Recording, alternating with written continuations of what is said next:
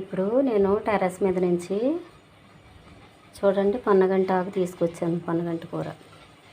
దీన్ని ఇప్పుడు క్లీన్ చేసి అంటే ఆకులన్నీ ఒలిచి నేను ఫ్రై చేస్తాను.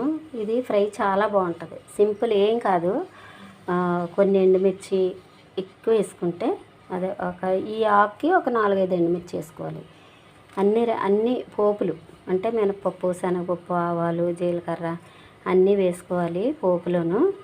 తర్వాత పోపులోనే కొంచెం చిటికెడు ఇంగువ కూడా వేసుకుంటే ఇది చాలా చాలా టేస్ట్గా ఉంటుంది.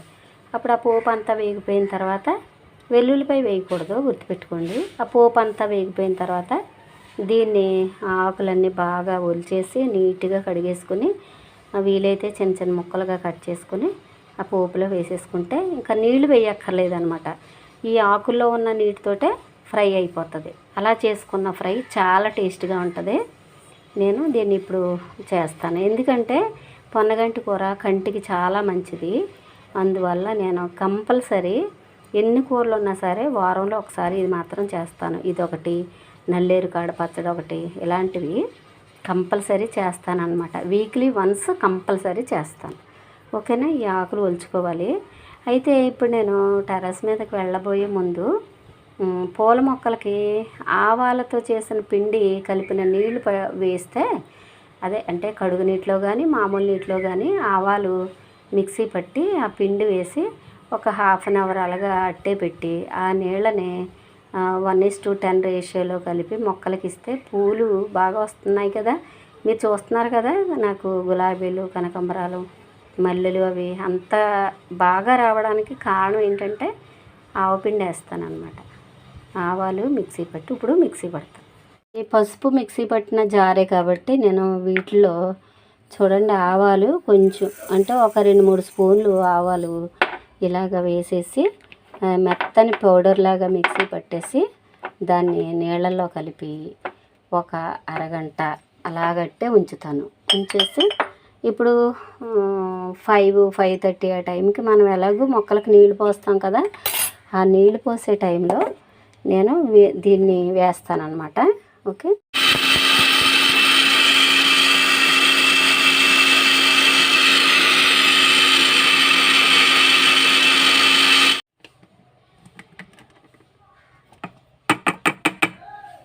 ఇదిగో ఆవపిండి. ఈ ఆవపిండిని ఏం చేస్తా అంటే కొంచెం నీళ్ళల్లో కానీ కడుగు నీటిలో కానీ వేస్తానన్నమాట. వేసి కొంచెం సేపు అలా ఉంచేస్తే ఇప్పుడు ఇలా వేయడం వల్ల వాటికి మిల్లీ బగ్స్ కూడా రాకుండా ఉంటాయన్నమాట. ఈ పసుపు కూడా కొంచెం యాడ్ అయింది కదా, అందుకని మిల్లీ బగ్స్ లాంటివి కూడా రాకుండా ఉంటాయి. ఇదిగో ఇలా తయారైంది. దీన్ని నీటిలో కలుపుతాను. ఫస్ట్ మార్నింగ్ రైస్ వండినప్పుడు మినపకడుగు అవి వేసింది, దానిలో ఈ ఆవపిండి వేసాను. ఆవాలు మిక్సీ పట్టాను కదా, దాన్ని వేసేసి చక్కగా కలిపేద్దాం. కలిపేసి ఒక పక్కన పెట్టేసి మూత పెట్టేద్దాం. ఏదో ఒక మూత వేసేద్దాం. వేసేసి కాసేపు అలా ఉంచి అంటే ఇంచుమించు ½ అన్ అవర్ మ్యాక్సిమం ఉంచి ఇప్పుడు దీన్ని టెర్రస్ మీదకి పట్టుకెళ్ళి 1:10 రేషియోలో నీళ్లు కలిపి అప్పుడు మొక్కలకి ఇద్దాం. ఇందాక టెర్రస్ మీద నుంచి తీసుకొచ్చిన ఈ పొన్నగంటి కూరనే నేను క్లీన్ చేస్తున్నాను. ఆకులన్నీ కోసి చక్కగా నీట్గా ఒక ప్లేట్లో వేసుకుంటున్నాను.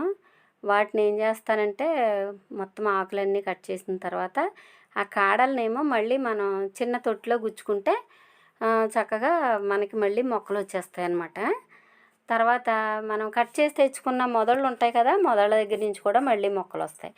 ఒక్కసారి మనం కూరగాయలు అత్తని దగ్గర పొన్నగంటి కూర ఒక కట్ట తీసుకుని ఆకులన్నీ తీసేసి ఆ కొమ్మలు పాతి పెట్టేసుకుంటే కుండీలో మళ్ళీ అవి మొలిచిపోతాయి అన్నమాట. ఇవి పొన్నగంటి కూర అనేది కళ్ళకి చాలా మంచిది కాబట్టి తప్పనిసరిగా దీన్ని ఒకసారి కూరగాయల అబ్బాయి దగ్గర నుంచి మనం తెప్పించుకోవడం మంచిది. ఇప్పుడు ఈ ఆకులన్నీ కోసిన తర్వాత చక్కగా నీళ్ళల్లో 4-5 సార్లు బాగా కడిగి ఆ తర్వాత చిన్న చిన్న ముక్కలుగా అదే నేనైతే సిజర్తో కట్ చేస్తున్నాను.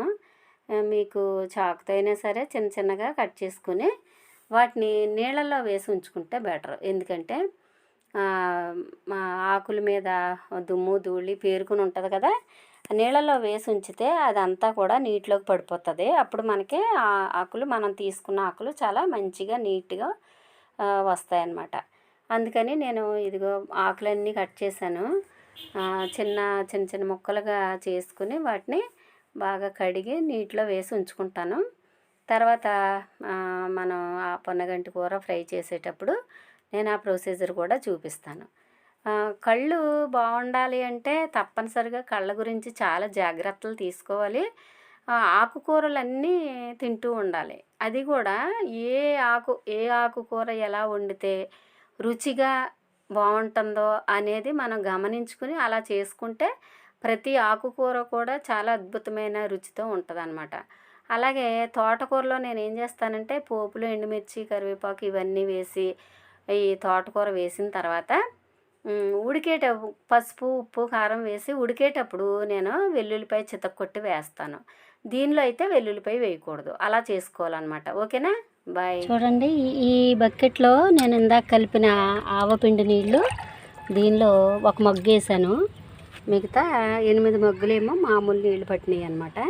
నేను ఇప్పుడు ఇదిగో ఈ మల్లె చెట్టు చూసారా, ఈ మల్లె చెట్టుకి ఫాల్కాన్ అడ్డు తప్పుకోమ్మా, ఈ మల్లె చెట్టుకి వేస్తున్నాను. మల్లె చెట్టే కాదు, మొత్తం అన్నిటికీ పూల మొక్కలన్నిటికీ వేసుకోవచ్చు.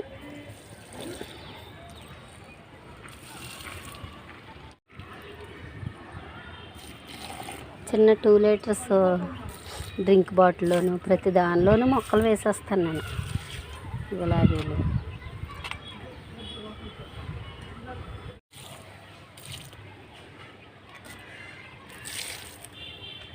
తోటకూర చూడండి ఎంత బాగా వచ్చిందో.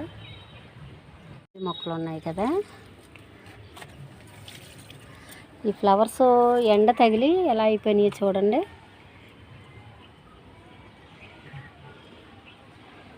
రెండు ఫ్లవర్స్ పాడైపోయినాయి.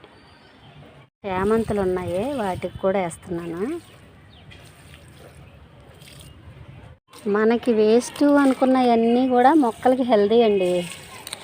అదొక్కటి నేను గమనించాను. మనం పడేద్దాం అనుకున్నవన్నీ ఇవి అమృతంలా స్వీకరిస్తున్నాయి అన్నమాట.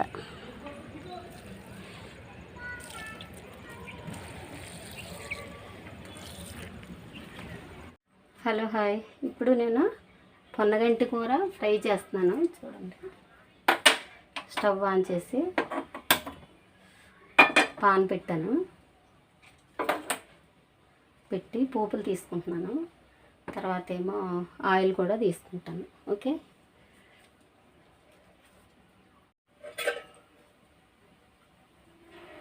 కొంచెం ఆయిల్ వేసాను.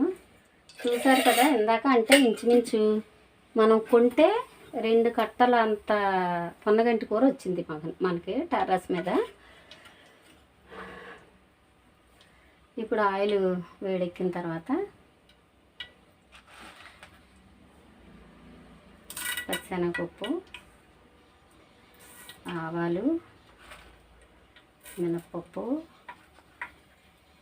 జీలకర్ర,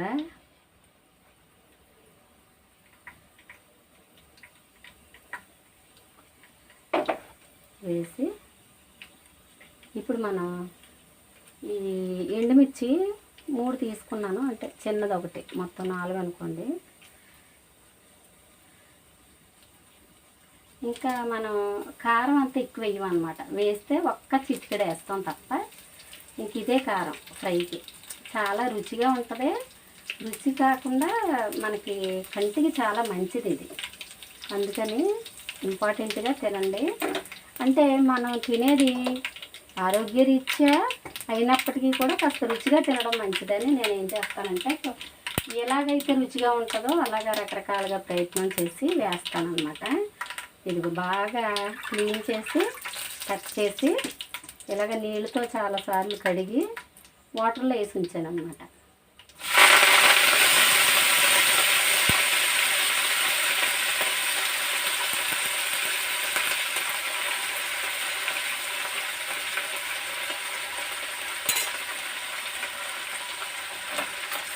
ఆకుకూరలో నేను ఎప్పుడు వాటర్లో వేసి ఇస్తాను, ఎందుకంటే దానిలో ఆకుల మీద మనం ఎంత జాగ్రత్తగా చూసినా కానీ ఆకుల మీద దుమ్ము ధూళి పేరుకుని ఉంటుంది.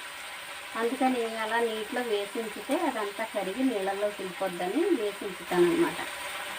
అది మరి ఓసిడి అనుకోవచ్చు, మరి ఏమైనా అనుకోవచ్చు, కానీ నేనైతే అలాగే చేస్తాను.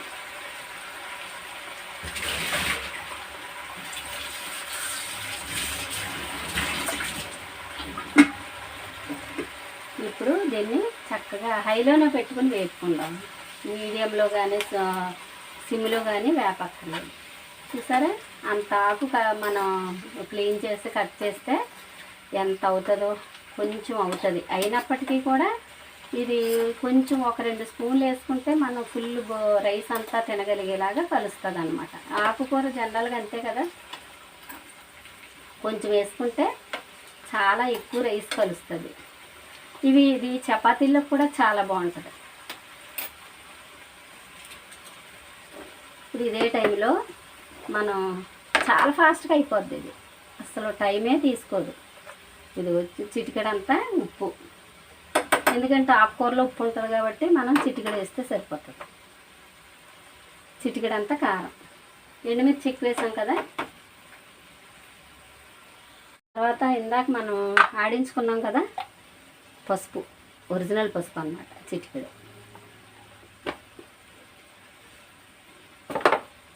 వేసేసి చక్కగా హైలోనే ఇలాగా కలిపేసి, మీరు గమనిస్తే వెల్లుల్లిపాయ కానీ కరివేపాకు కానీ వేయలేదు నేను, ఎందుకంటే ఆ 2 లేకుండానే రుచిగా ఉంది. ఆ 2 వేసిన రోజు టేస్ట్ మళ్ళీ తేడా వచ్చింది, అందుకని ఆ 2 వేయడం మానేసాను తర్వాత నుండి. మనం ఇలాగే చేసుకున్న తోటకూరలో ఏం చేస్తామంటే ఇలా ఉడికేటప్పుడు వెల్లుల్లిపాయ చిత్తకొట్టు వేసుకుంటాం, అప్పుడు అది చాలా టేస్ట్గా ఉంటుంది. ఇప్పుడు దీనిలో అయితే వెల్లుల్లిపాయ వేయకూడదు. అలాగా చిన్న చిన్న మార్పులతో ఒక్కొక్క కర్రీ ఒక్కొక్క అంటే అద్భుతమైన టేస్ట్ రావడానికే జరుగుతుంది అన్నమాట. అది మనం గమనించుకోగలిగితే దేనిలో ఏది మానేస్తే బాగుంటుంది, ఏది వేస్తే బాగుంటుంది అనేది మనకి కొంచెం అర్థమైతే ఇంకా వంటలు ప్రతి వంట రుచిగానే ఉంటుంది. ఇప్పుడు ఇలా పెట్టాను కదా, మూత పెట్టేసుకుందాం.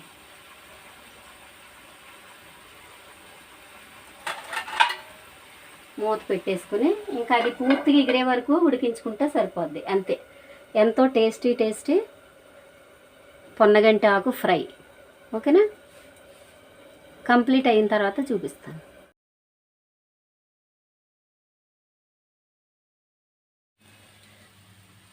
ఇలా అయిన తర్వాత మనం స్టవ్ ఆపేసుకొని ఒక 2 నిమిషాలు అలా వదిలేస్తే మంచి టేస్టీ చక్కగా పొన్నగంటి ఫ్రై రెడీ అవుతుంది. ఓకేనా, ఇది ఇలా